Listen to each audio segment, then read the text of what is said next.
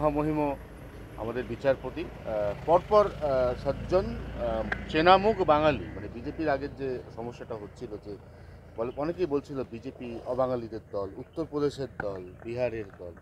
BJP খুব prominent বাঙালি মুখদের কিন্তু লোকসভার আগে পরপর নিয়ে ঘর গেছে। সবাই ভুলে যায় যে বিজেপি পার্টিটা জনসংঘ প্রতিষ্ঠা করেছেন বাংলারই একজন সুসন্তান মহাপুরুষ ডক্টর শ্যামাপ্রসাদ মুখার্জি। আর এটা ঠিক যে আমরা যেভাবে পার্টিকে নার্সিং করে বড় করা উচিত সেটা হতে পারেনি যে কোনো কারণে, বা আজকে যে রাজনীতি চলছে ওখানে বিজেপি অ্যাডজাস্ট হতে পারেনি, বাকি রাজ্য গ্রহণ করে নিয়েছে। আর গত কয়েক বছর ধরে আমাদের কর্মীরা যেভাবে পরিশ্রম করেছেন, বলিদান দিয়েছেন, আর মানুষ স্বীকার করেছে, আজকে বাঙালির পার্টি হয়ে গেছে। আর তাই সম্পন্ন বাঙালি, প্রতিষ্ঠিত যারা বাঙালি, তারা আজকে বিজেপিকে একটা বাংলার বা দেশের পরিবর্তনের মাধ্যম হিসাবে ভেবে আসছেন। আমার সবচেয়ে বেশি চিন্তা হয় এটা দেখে যে তাপস দার মতো একজন পরিপক্ক রাজনীতিবিদ, সারা জীবন অর্ধ শতাব্দীর কাছাকাছি রাজনীতিতে আছেন একটা ঘরানা নিয়ে, তাকে এই বয়সে পার্টি ছেড়ে চলে আসতে হচ্ছে। তো যে পার্টিটা ছেড়ে উনি এসেছেন সেই পার্টিটার কথা ভাবুন, সেই পার্টিটাতে এই ধরনের লোকেরা থাকতে পারছে না। অভিজিৎ গঙ্গোপাধ্যায় সম্পর্কে যে কথাটা মূল বলা হচ্ছে সেটা হচ্ছে অভিজিৎ গঙ্গোপাধ্যায় তিনি বিজেপির সাথে যোগাযোগ করেছেন, বিজেপিও তার সঙ্গে যোগাযোগ করেছে, গিভ অ্যান্ড টেক হয়েছে, তাই তিনি অবশেষে বিজেপিতে গেছেন টিকিট পাওয়ার আশায়। ঠিকই আছে, তো কোথাও যেতে গেলে কেউ না কেউ যোগাযোগ করবে। তো ওনার ইচ্ছা থাকলে রাজনীতি করার, নিশ্চয়ই উনি আগ্রহ করবেন কাউকে যে আমি রাজনীতি যেতে চাই। পার্টির কাছে এ ধরনের লোকের প্রয়োজন থাকলে পার্টিও যোগাযোগ করে। এর আগের ইলেকশনগুলোতে হাজার হাজার লোক এসেছেন এভাবে, আমরাও যোগাযোগ করে নিয়ে এসেছি অনেক লোককে। আর অনেকের মনে হয়েছে বিজেপি দলটা ঠিক আছে কাজ করার জন্য, তাই তারা এসছে। সন্দেশখালিতে কালকে যশস্বী প্রধানমন্ত্রী নরেন্দ্র মোদী মহিলাদের সঙ্গে দেখা করেছেন বারাসাতের কাছারি ময়দানে, এবং তিনি মহিলাদের নিয়ে অনেক কিছু বলেছেন, মহিলাদের এম্পাওয়ারমেন্ট থেকে শুরু করে। তারপরে দেখা গেল যে তৃণমূল কংগ্রেসের পক্ষ থেকে বলে দেওয়া হলো যে আজকে নারী দিবসে একসঙ্গে মমতা অভিষেক জোড়া ফলা, তারা রাস্তায় নাম। দেখুন, নরেন্দ্র মোদী সত্যি সত্যি ভারতবর্ষের মহিলাদের জন্য করেছেন, তাকে সম্মান দিয়েছেন, মহিলাদের সমান অধিকারের কথা বলেছেন, এবং নতুন পার্লামেন্টে বিলও পাস করেছেন, মহিলা রিজার্ভেশন বিল।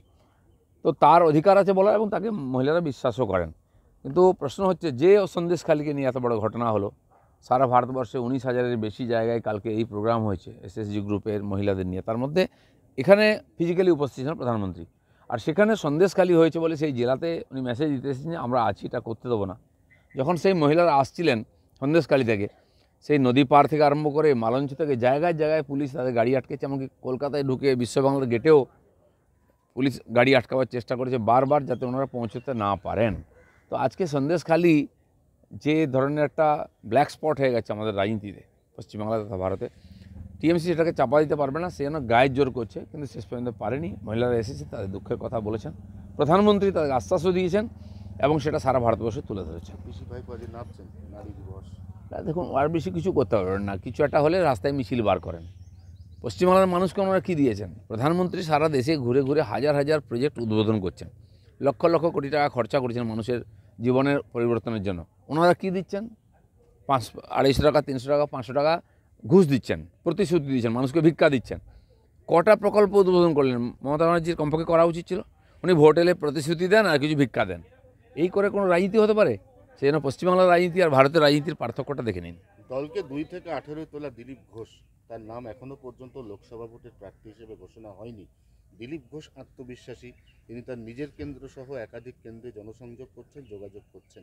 কিন্তু পশ্চিমবঙ্গের বিজেপির নেতাকর্মীরা জানতে চাইছেন দিলীপ ঘোষ কোথা থেকে দাঁড়াবেন তার রাজনৈতিক ভবিষ্যৎ। দেখুন, কোথা থেকে দাঁড়াবো সেটা তো আমার উপরে নয়, সেটা পার্টির উপরে। আমি কোনোদিন ইলেকশন লড়তেও আসিনি, পদ নিতে আসিনি, সংগঠন করতে এসেছিলাম, এখনও করে যাচ্ছি। পার্টি যখন যে কাজ আমাকে দিয়ে সেটা আমি নিষ্ঠার সঙ্গে করেছি, আগামী দিনে করব। তো দেখা যাক, পার্টির যে সিস্টেম আছে সে অনুযায়ী চলছে। অন্য কোনো পার্টি তখন লিস্টই বানাতে পারেনি। আমাদের পার্টি ডিক্লেয়ার করেছে এটাকে একটা স্ট্র্যাটেজি হিসাবে নিয়ে আগে প্রস্তুতি করার জন্য। তো ভোট যখন যেমন এগোবে বাকি কাজও হবে, পরিষ্কার হবে সব আস্তে আস্তে। মানে দিলীপ ঘোষ মানসিকভাবে নিজে কোন আমি তো মেদিনীপুরে কাজ করেছি, মেদিনীপুরের লোকের সঙ্গে যুক্ত আছি, এবং গত প্রায় সংগঠনের দায়িত্ব থেকে মুক্ত হওয়ার পরে 1-1.5 বছর ধরে মেদিনীপুরে পড়ে থেকেছি। কালকে যদি ভোট হয় আমরা ভোট লড়বো এবং জিতবো। একটাই সিট বোধহয় আছে পশ্চিমবাংলা, সেটা হচ্ছে মেদিনীপুর। কাল যদি ভোট হয় সেখানে ভোট করে বিজেপি জিতবে। আপনার পছন্দ মেদিনীপুর? স্বাভাবিক, মানুষের সঙ্গে আমি থেকেছি, ওনারা আমাকে বিশ্বাস করেছেন, মানুষের কাজের জন্য চেষ্টা করেছি, তাদের সুখে দুঃখে থেকেছি, তারা বিশ্বাস করেন আমাকে। দমদম জায়গাটা কেমন লোকসভা কেন্দ্র হিসেবে? দেখুন সব জায়গায় আজকে বিজেপি জেতার মতো পরিবেশ আছে, স্ট্র্যাটেজি তৈরি করে লড়াই করবে আমাদের পার্টি, ক্যান্ডিডেট ডিক্লেয়ার হলে সেটা হয়ে যাবে। আপনি দমদম কেন্দ্র হিসেবে ভালো, আপনি কনফিডেন্ট? না, আমি তো কোনোদিন চয়েস করিনি, আমাকে পার্টি চয়েস করেছিল। তো পার্টি ভাবছে কোথায় কাকে দেবে, কি করবে। দমদম কেন, বহু সিট আছে আজকে, গতবারের সিটগুলোর সঙ্গে আরও 10-12টা সিট জেতার মতো পরিস্থিতি আমরা আছি। তার প্রস্তুতি চলছে, মাননীয় প্রধানমন্ত্রী নিজে এসেছেন এখানে, তো বাংলাকে যে গুরুত্ব দেওয়া হচ্ছে এটা বোঝা যাচ্ছে। শেষ প্রশ্ন, আপনাদের প্রথম তালিকা প্রকাশিত, দ্বিতীয় বা শেষ তালিকা কবে নাগাদ প্রকাশিত হতে পারে বলে দলীয় সূত্রে খবর? সেটা আমি দলীয় কাউকে জিজ্ঞেস করিনি, আপনাদের মাধ্যমে জানা যাচ্ছে 2-1 দিনের মধ্যে সেকেন্ড লিস্ট আসতে পারে। তো সে প্রসেস চলছে দিল্লিতে। আমার মনে হয় পার্টির নির্বাচনের প্রস্তুতি 2 বছর আগে থেকে আমরা শুরু করেছি, মন্ত্রীরা এসছেন করেছেন, সেই অনুযায়ী স্টেপ বাই স্টেপ হচ্ছে, যেমন যেমন পরিপক্কতা হচ্ছে সেরকম ঘোষণা হয়ে যাচ্ছে। দিলীপদা, নন্দীগ্রামে আহত তৃণমূল কর্মীরা, তৃণমূল কর্মীদের ওপর মারধরের অভিযোগ করা হয়েছে, ঘটনায় আহত হয়েছে 6 জন তৃণমূল কর্মী, কি বলবেন? টিএমসির কর্মীদের কি কেউ মারামারি করছে আমরা জানি না, কিন্তু নিজেরা মারামারি করে আর কেস কাচারি হয়, খুন খারাপি হয়, এটা প্রতিনিয়ত হচ্ছে। সেই জন্য আজকে যারা হেরে যাচ্ছে, যাদের কাছে লোক নেই, আমরা একদিন এরকম বলতাম যে আমাদের লোককে মেরেছে, এ করছে, আজকে তারা বলছে মানে তারা ব্যাক এতে স্টেপে আছে, পেছনে পিছিয়ে আছে এবং মানসিক দিক দিয়ে পিছিয়ে আছে, ভয়ের পরিবেশ তাদের মনের মধ্যে আছে, তাই এ ধরনের কমপ্লেন করে সিম্প্যাথি নেওয়ার চেষ্টা করছে। দাদা, রবিবার মহানগরের রাস্তায় একটা জনগর্জন হবে, তার আগে কসবায় কালকে খুব গর্জন হয়েছে, তর্জন গর্জন দুপক্ষের মধ্যে হয়েছে। সারা পশ্চিমবাংলা জুড়ে টিএমসির মধ্যে তর্জন গর্জন চলছে, আর তাদের নেতারা খালি ডায়াস থেকে কিছু গর্জন করেন। তো সেই জন্য ওই জনগর্জন হওয়ার আগে যে গর্জন গ্রামেগঞ্জে হচ্ছে, তার সঙ্গে যে বমবন্দুক হচ্ছে, আর পাবলিক যেমন ঝাঁটা লাঠি নিয়ে দৌড়াচ্ছে, দেখা যাক কী হয়।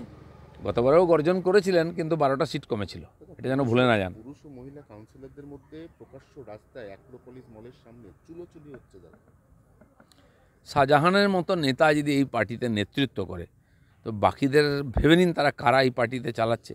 আসল রূপটা বেরোচ্ছে। আমরা অনেক দিন ধরে বলেছি যে এই ধরনের সমাজবিরোধী